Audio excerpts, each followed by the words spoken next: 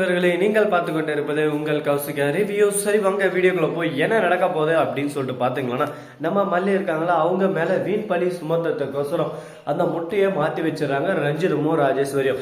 இவங்களுக்கு வேற வேலையே இல்லையடா, ஏன்டா இந்த மாதிரி பண்றாங்க, மனசாட்சி இல்லாதவங்க அப்படின்னு சொல்லிட்டு நமக்கு ஒரு பக்கம் கோபம் ஒரு ஆத்திரம் வருதுங்க.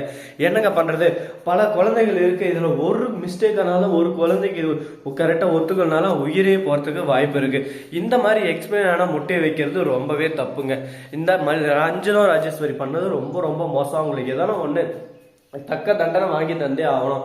அவரு பக்கம் ஸ்கூல்ல நம்ம வெண்பா இருக்காங்களா, அவங்கள 1 மந்த்துக்கு டிஸ்மிஸ் பண்ணிடுறாங்க. ரொம்பவே மனசு கஷ்டமா இருக்குங்க. என்னடா இது இப்படின்னு சொல்லிட்டு இந்த மாதிரி பண்ணதுக்கு உங்களுக்கு இதுதான் தண்டனை. உங்க பொண்ணு வீட்டிலே இருக்கட்டும், ஸ்கூல்ல கொஞ்சம் எதனா கொஞ்சம் மிஸ் ஆயிருந்தாலும் குழந்தைக்கு எதனா நினைச்சாலும் பேரண்ட்ஸ்க்கு யாரும் பதில் சொல்றது, உங்க அஜாக்கிரதையினால நாங்க இங்க முழிக்கிறதா இருக்கு அப்படி இப்படின்னு சொல்லிட்டு திட்ட ஆரம்பிச்சா. இனிமே எந்த பேரண்ட்ஸ் எந்த சாப்பாடு இருந்தாலும் செக் பண்ணிட்டு தான் கொடுக்கணும் போல அந்த மாதிரி மல்லி செஞ்சு விட்டாங்க அப்படின்னு சொல்லிட்டு ரொம்பவே ஒரு பக்கம் கஷ்டத்துல சொல்லு இருக்காங்க. நம்ம மல்லி புதுசா ட்ரை பண்ண நல்லா இருக்குன்னு சொல்லிட்டு நினைச்சேன், நீ ட்ரை பண்றதுக்கும் நல்லா இருக்கிறது நினைச்சதுக்கு என் பொண்ணு தான் கிடைச்சா அப்படின்னு சொல்லிட்டு பிரிச்சு பேச ஆரம்பிச்சிட்டாங்க. மனசு உடஞ்சு போறாங்க. நம்ம மல்லி என் பொண்ணு உங்க பொண்ணுன்னு பேசுறீங்க, மல்லி ஏன் வெண்பா ஏன் பொண்ணு அப்படின்னு சொல்லிட்டு சொல்றாங்க.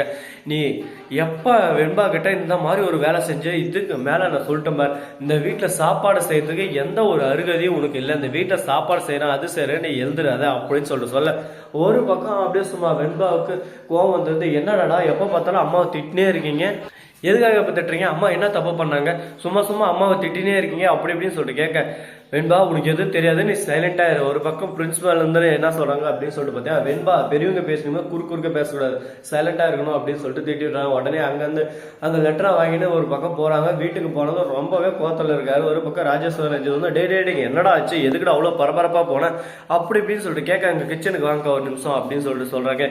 இனிமே கிச்சன்ல சாப்பாடு நீங்களும் ரஞ்சித் மட்டும் தான் செய்யணும், அந்த மல்லி செய்யற சாப்பாட்டை இனிமே நான் சாப்பிட மாட்டேன் அப்படின்னு சொல்லிட்டு சொல்றாங்க. உடனே இவங்க 2 பேரும் மூஞ்ச பார்க்கணும் திருவிழா போனா கல்யாணம் பண்ணுவோம் விളിக்கிறான். என்னடா இவளுக்கு ஆப்பு வைக்கிறது நாம வந்தா நம்மளுக்கே ஆப்பு வச்சுட்டான், இப்போ என்னடா பண்ண போறோம், டெய்லி நாம தான் சாப்பிடும். ஒரு வேலைக்காரி வச்சோம், வேலைக்காரி தேவை ஒன்றும் தேவை, யாரையும் நம்ப முடியலக்கா, இனிமே நீ மட்டும் தான் எனக்கு நம்பிக்கையான அது, நீ எனக்கு சாப்பாடு செய்ய அப்படின்னு சொல்லிட்டு சொல்லிடுறாங்க. அப்படி பல்பு மேல பல்ப் வாங்கிட்டு ஒரு பக்கம் நம்ம ராஜேஸ்வரி மூஞ்ச பாகிருமே நல்லா இஞ்சி தின்ன குரங்கு மாதிரி இருக்காங்க. எதுக்குடா இந்த வேலை, எதுக்குடா இந்த பொழப்பு, சைலண்டா இருந்தா எந்த ஒரு பிரச்சனையும் வந்திருக்காதுங்க. தன்வாயே தனக்கெதிரின்னு சொல்லிட்டு பெரியவங்க சும்மா சொல்லியிருக்காங்க. இப்ப நம்ம ராஜேஸ்வரியும் ரஞ்சிதமும் மாட்டிடுறாங்க. வாயை கொடுத்து புண்ணாறுதுன்றது இந்த கதை தான். சரி, இந்த மாதிரியெல்லாம் ஒரு பக்கம் பிரச்சனைகள் ஓடின்னு இருக்கும் போது மறுபக்கம் என்ன நடக்குதுன்னு சொல்லிட்டு பாத்தீங்களா, நம்ம மல்லி இருக்காங்களா, அவங்க ருத்ரதாண்டம் ஆடுறாங்க. எதுக்காக அப்படின்னு சொல்லிட்டு பாத்தீங்கன்னா, இதை யார் பண்ணாங்க, என்ன பண்ணாங்க, எதுக்காக பண்ணாங்க எனக்கு ஒன்றும் புரியல.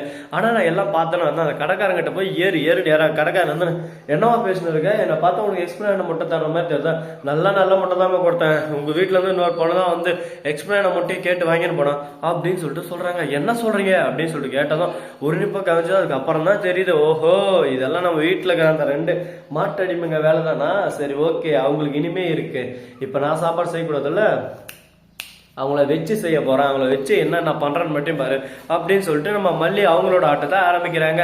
இனிமே நம்ம ஆட்டம் அதிரடியான ஆட்டம் அப்படின்னு சொல்லிட்டு ஆரம்பிச்சிட்டாங்க. இதுக்கு மேல ஒண்ணுமே பண்ண முடியாது, பக்கம் நிக்க கிட முடியாது. பைத்தல் நமக்கே ஒரு பக்கம் கைகள் ட்ருன்னு ஒதுருது இல்ல, அந்த மாதிரி ஒரு பக்கம் தெருக்க விடு அப்படின்னு சொல்லிட்டு பிளான் பண்ணிட்டாங்க. சரி நல்லதா நடந்தா நல்லதே, சந்தோஷமா நாமளும் ஒரு பக்கம் ஏத்துக்கிட்டு ஹாப்பியா போலாம். சரி இப்படியெல்லாம் ஒரு பக்கம் பிரச்சனைகளை கடந்து போயிட்டு இருக்கும் போது மறுபக்கம் என்ன நடக்க போகுது, ஏது நடக்க போகுது, இது இப்படியே தான் ஸ்மூத்தா போகுமா போவாதா அப்படின்னு சொல்லிட்டு பல விஷயத்துல நம்மளை யோசிக்க வைக்குங்க. வாழ்க்கையே ஒரு வட்டம் தானே, அந்த வட்டத்துக்குள்ள நம்ம எப்படி வேணாலும் விழலாம், சரிக்குள்ளலாம் கீழே விழலாம் மேல விழலாம், ஆனா அதுல நம்ம கரெக்டா நம்மளோட இம்ப்ரூவ்மெண்டா கொடுக்கணும். இல்லைன்னா வாழ்க்கை நம்மள ஒரே அடியா கவுத்து போட்டு சும்மா ஒர்றான்னு அடிச்சு ஓட விடும். அதனால எப்பவுமே கேர்லெஸ்ஸா இல்லாம கேர்ஃபுல்லா இருக்கிறது ரொம்பவே பெட்டர். ஸோ நண்பர்களே, இது போன்ற வீடியோ உங்களுக்கு பிடிச்சிருந்தா லைக் பண்ணுங்க, கமெண்ட் பண்ணுங்க, ஷேர் பண்ணுங்க, டிண்டிங் பெல்ல தட்டி விட்டு போங்க. அப்பதான் நாம் போற அடுத்த வீடியோ உடனுக்குடன் வரும். மிக்க நன்றி. தேங்க்ஸ் ஃபார் வாட்சிங். Tata, see you. நன்றி, வணக்கம், வந்தனம், வருக தருக.